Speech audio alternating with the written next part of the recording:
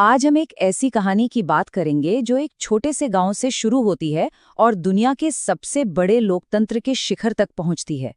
ये कहानी है भारत के राष्ट्रपति द्रौपदी मुर्मू की संघर्ष, हिम्मत और एक असाधारण जीत की कहानी।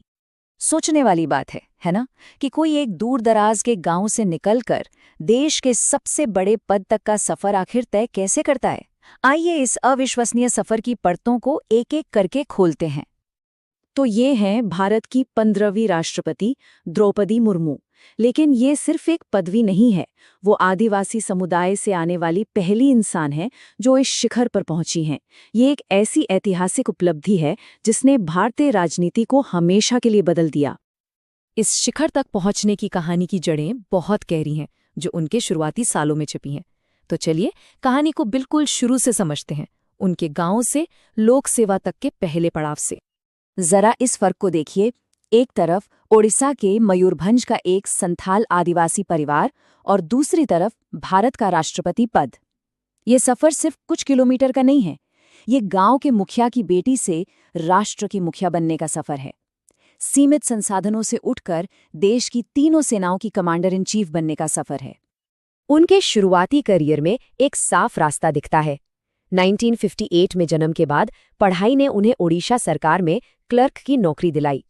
लेकिन असली मोड़ आया 1997 में, जब उन्होंने रायरंगपुर में स्थानीय पार्षद बनकर जमीनी राजनीति में कदम रखा।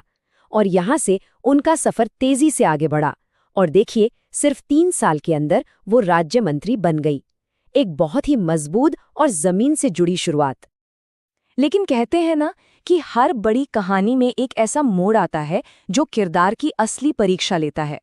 उनके जीवन में ये दौर व्यक्तिगत त्रासदी के रूप में आया, एक ऐसी आग जिसने उनके इरादों को और भी मजबूत बना दिया। सोचकर देखिए, कुछ ही सालों के भीतर उन्होंने अपने पति और अपने 2 जवान बेटों को खो दिया। ये एक ऐसा दुख था, एक ऐसा झटका जो किसी के भी हौसले को तोड़ सकता है। लेकिन यहीं पर कहानी बदल जाती है। इस भयानक दुख ने उन्हें तोड़ा नहीं, बल्कि ये उनकी सबसे बड़ी ताकत बन गया। इसी संघर्ष ने उन्हें जिंदगी का एक नया मकसद दिया, एक ऐसा संकल्प जिसे फिर कोई हिला नहीं सकता था। और इसी नए संकल्प के साथ उन्होंने अपनी सारी ऊर्जा को जनसेवा में और भी गहराई से लगा दिया। यहीं से राष्ट्रपति पद तक के उनके सफर का अगला अध्याय शुरू होता है, जिसकी पहली बड़ी सीढ़ी थी राज्यपाल का पद। साल 2015 में उन्होंने एक और कीर्तिमान स्थापित किया। वो झारखंड की पहली महिला राज्यपाल बनी। ये इस बात का संकेत था कि उनका करियर पुरानी बाधाओं को तोड़ने के लिए ही बना है। राज्यपाल के तौर पर उनका काम उनकी सोच को साफ दिखाता था। आदिवासी कल्याण, शिक्षा और महिला सशक्तिकरण। अपनी सादगी और ईमानदारी की छवि के साथ उन्होंने ये साबित कर दिया कि उनका ध्यान हमेशा समाज के सबसे जरूरतमंद लोगों पर है। और फिर साल 2022 में वो पल आया जब उनके दशकों के संघर्ष और सेवा को राष्ट्रीय स्तर पर सबसे बड़ी पहचान मिली। सत्तारूढ़ एनडीए गठबंधन ने उन्हें देश के सर्वोच्च पद यानी राष्ट्रपति पद के लिए अपना उम्मीदवार घोषित किया। चुनाव हुए और जब नतीजे आए तो एक नया इतिहास लिखा जा चुका था। द्रौपदी मुर्मू भारत की 15वीं राष्ट्रपति चुनी गईं। और हाँ, ये कोई कांटे की टक्कर नहीं थी। उन्होंने विपक्षी उम्मीदवार यशवंत सिन्हा के खिलाफ एक तरफा और भारी बहुमत से जीत हासिल की। ये दिखाता है कि उनकी उम्मीदवारी को कितना जबरदस्त राजनीतिक समर्थन मिला था। इस एक जीत के साथ उन्होंने एक नहीं बल्कि 2 ऐतिहासिक दीवारें तोड़ दी। वो भारत की पहली आदिवासी राष्ट्रपति बनी और साथ ही इस पद पर पहुंचने वाली देश की दूसरी महिला भी।